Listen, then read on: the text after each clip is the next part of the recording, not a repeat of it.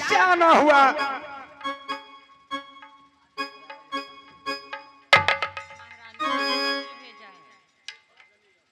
क्या मेरे भाभी सोना ने खत लिख करके भेजी है? लो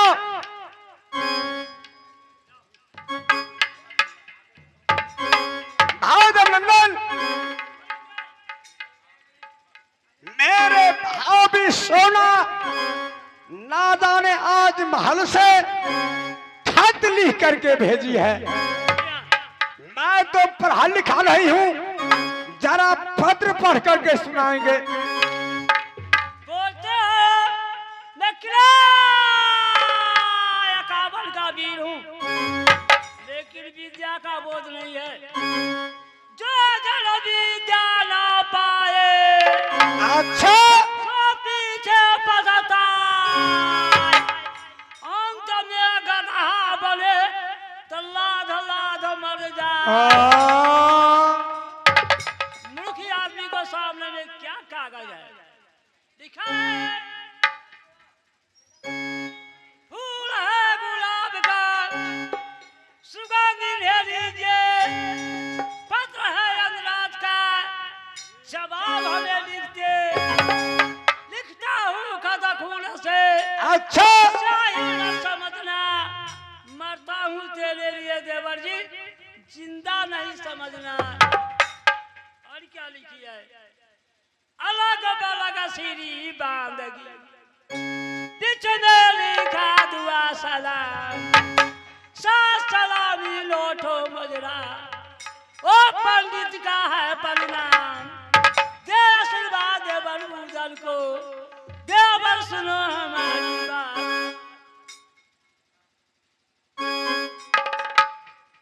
क्या रुका? ये मरिया प्यारिया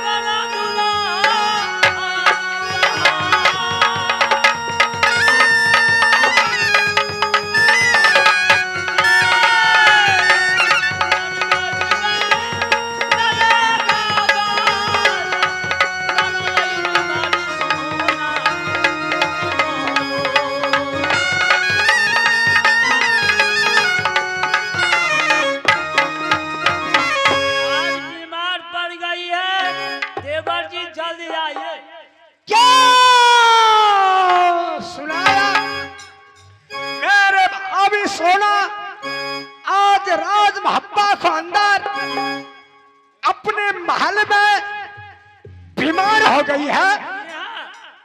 भाई नंदन, यदि आज मेरे भाभी सोना बीमार हो गए तो मैं अपने भाभी को महल में जाकर कोई डॉक्टर बुलाकर इलाज कराऊंगा। चलो ये सहारा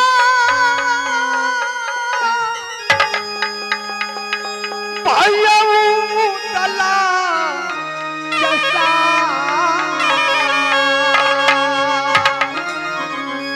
रचा करके मिले कबूतर अब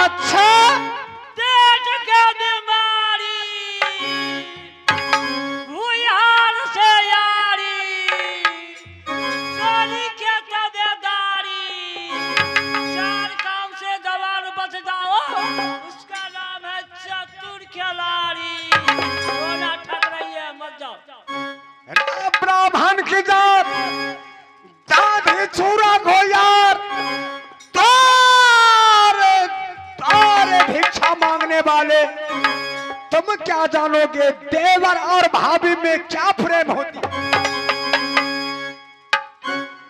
मेरे भाभी सोना महल में बीमार पड़ी हुई है, तुम मना करते हो कि सोना से बचकर रहो, चाहे जो कुछ भी हो जाएगा मैं अपने भाभी सोना से जरूर।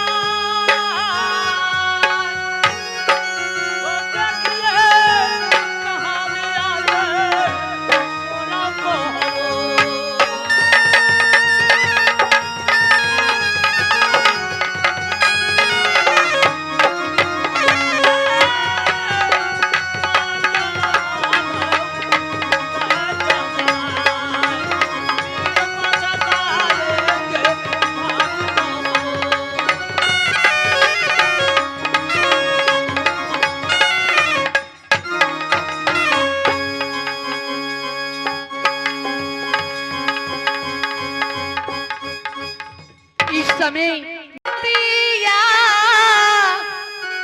क्या जोहत होइए दीदी अपना देवरा के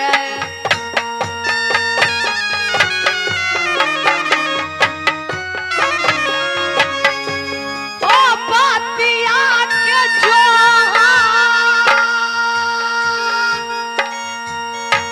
ओ अपना देवरा के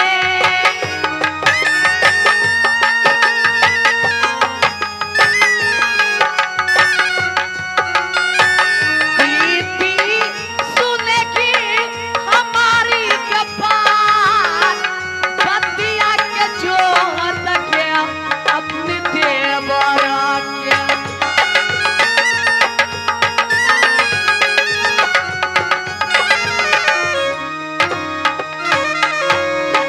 मैं कुछ देर आराम करती हूँ, देखती हूँ मेरे देवर जी आते हैं कि नहीं।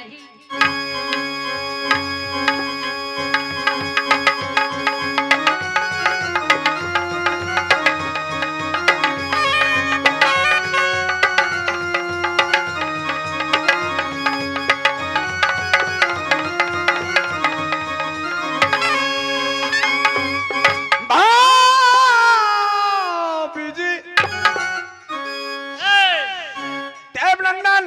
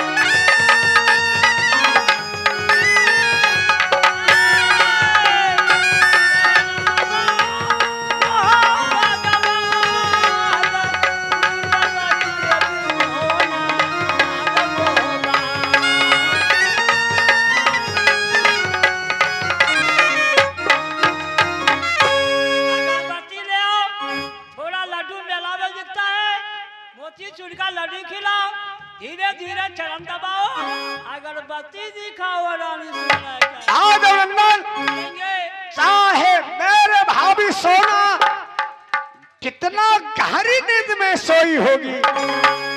जब मैं गेट खटखटाऊंगा तो जरूर गेट को खोलेगी। कजरी सुना दो। हे भाभी खोलना चबरिया, हे भाभी खोलना चबरिया, बजरी चबरिया भाभी खोलना।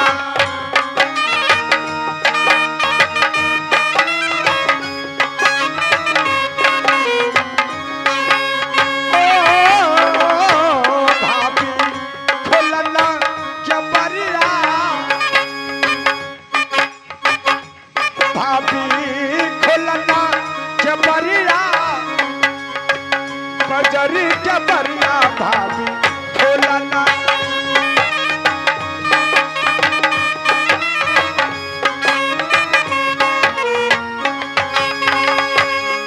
है तूने नन की आँख की तारा, तूने नन की आँख की तारा, पीतांगन में आके खाना, के खाना। भाभी खोलना जबरिया, भाभी खोलना जबरिया, बजरी जबरिया भाभी खोलना।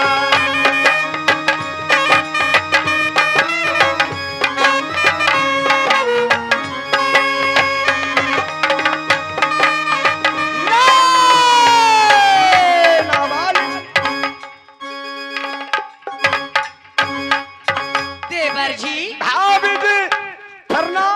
खुशी रहिए देवर जी, खुशी रहिए। देवर जी किससे आना हुआ देवर जी? भाभी जी कहिए देवर जी। तुमने खत लिख करके भेजी थी। हाँ देवर जी मैं बीमार हो गई हूँ, इसीलिए मैंने भागते तुम्हारे महल तक आ गया हूँ। देवर जी, भाभी जी कहो तो ये भाभिया डॉक्टर मंगा दूं। क्यों नहीं देवर जी? है तुम्हारे बदन को हमका राम नहीं ला,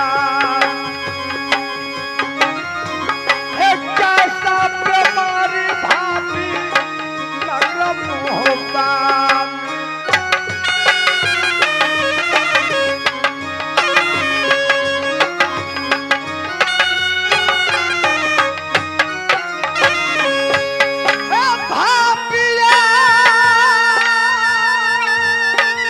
देवर जी, सुनो लक्षण दिया है क्यों नहीं देवर जी? है कुशल पतार भाभी है अपने देवार।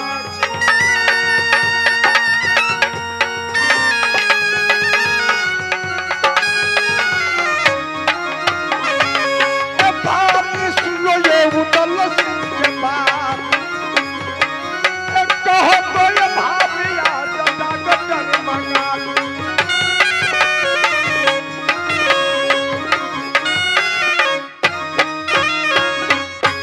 क्या हो गया? देवर जी, मैं इसलिए आपको मैं पत्र भेजी थी।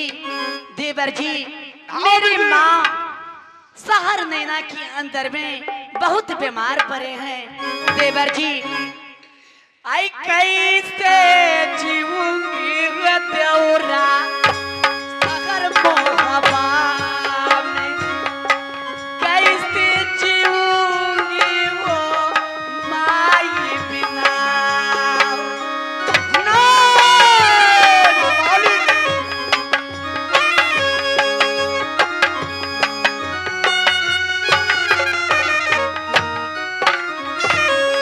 ओ मर जाएगी सोना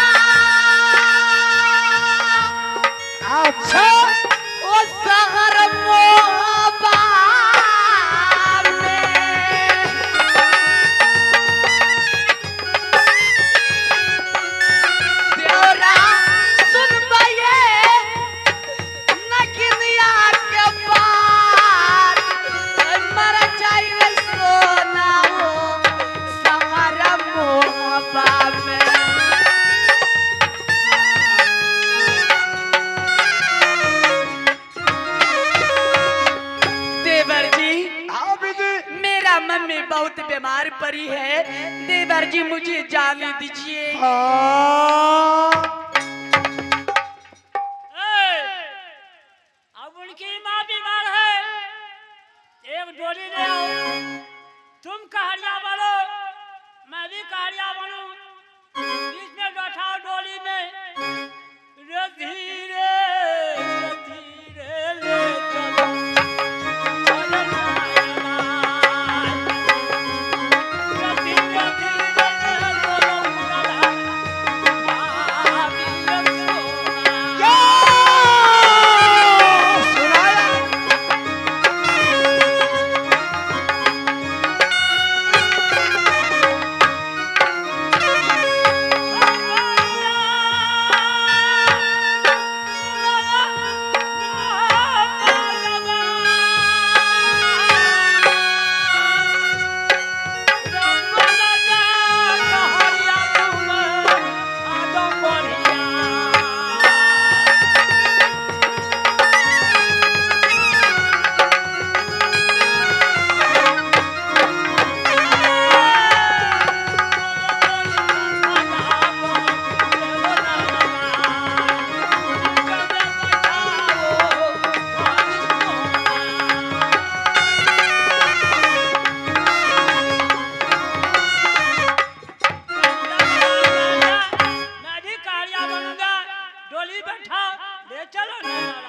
काय बात नहीं भाई नंदन, भाभी को बचाना यदि सही होगा तो कहार बनने में कोई ठीक है, नैना वाली। देवर जी, यदि तुम्हारे माँ किला नैना को अंदर बीमार हो चुकी है, हाँ देवर जी, क्या कोई संवाद किला नैना से आया है? समाज नहीं देवर जी, मुझे अंदर से दिल घोट रहा है देवर जी। क्या कोई तुम्हारे नैना से छोटक सिंह डोली सजाने के लिए आए हैं? नहीं देवर जी, आपको विश्वास नहीं होते देवर जी, तो भाभी मैं जी। साथ में मैं मुनियाबादी को लेकर जाऊंगी देवर जी। भाभी जी, ना कोई संवाद, ना कोई खत, ना कोई राजा आया है तुमको लेने के लिए। देवर जी, आप तो इतना जिद करते रहते हैं कि क्या आपको मैं बताऊं देवर जी, मैं सपना में देखी हूँ कि मेरा मम्मी बहुत बीमार पड़ी है देवर जी। नैना वाली, तुमने सपना में देखी कि मेरी मां बीमार हो गई है नैना में? सपना में सुख संपत्ति देखा, नारी सहित यार गहना, नारी पलंग से चिहुक के उठे, मन करे सुतना रे सपना। सपना तो झूठा होता है, सच्चा नहीं होता है। नैना वाली, देवर जी, यदि तुम्हारे नैहर से कोई बुलावा आया रहता हाँ देवर जी, तो जाने के लिए कोई इतराज नहीं। देवर जी, भाभी जी, तुमने एक सपना देखी हो। हाँ देवर जी, सपना अपना नहीं होता, सपना सारे झूठ है। देवर जी ऐसे मत बोलिए देवर जी, यहाँ के यही कराना में ये देवर जी, आय माई बाप के दे जाली न ये, क्यों नहीं? दे जा दिल्ली यही घरा पारी बाराए।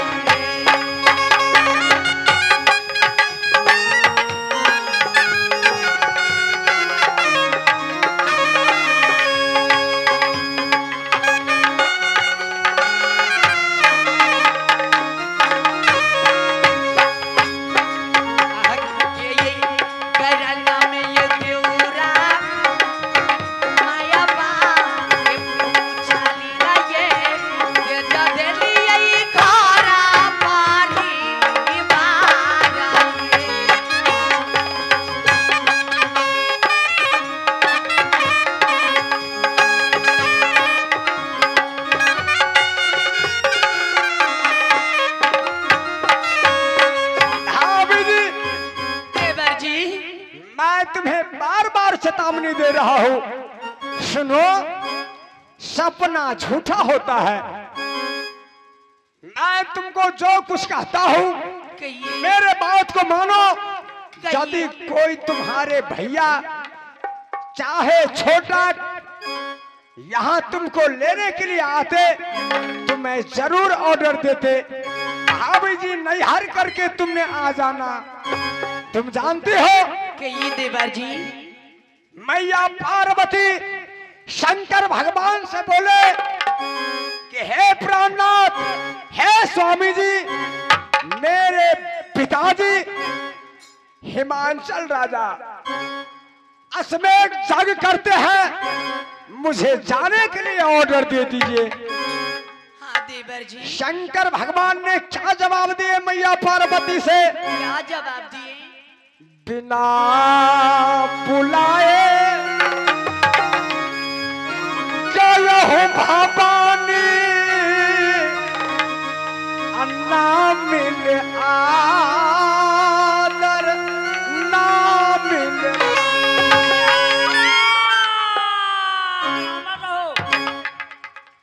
नैना वाली देवर जी। बिना इजाजत को तुम नहीं जा सकते हो, क्योंकि मैं भी तुमको कारण ना जाने सारी पहनकर बड़े बड़े मोछ को ढककर किला नैना में गया था। अच्छा। तुमको डोली सजाकर किला मोहब्बा में लाया। क्यों नहीं देवर जी? जाओ भाभी, सारे बातें झूठ है। जाओ तुम अपने महल में आराम करना, आगे देखा जाएगा। ठीक है देवर जी, जा रही हूँ, जा रही हूँ। नंदन, मेरे भाभी सोना मान गई। अब चलो कुछ देर के लिए अपने बंगले पर आराम करूंगा। ऐसा खाओगे, गुजिया पियोगे, भांग पियोगे, खाना पियोगे, मस्त हो जाओगे। चलो तैयारी है। क्या नहीं प्रधान, आज ज्यादा भांग नहीं पीऊंगा,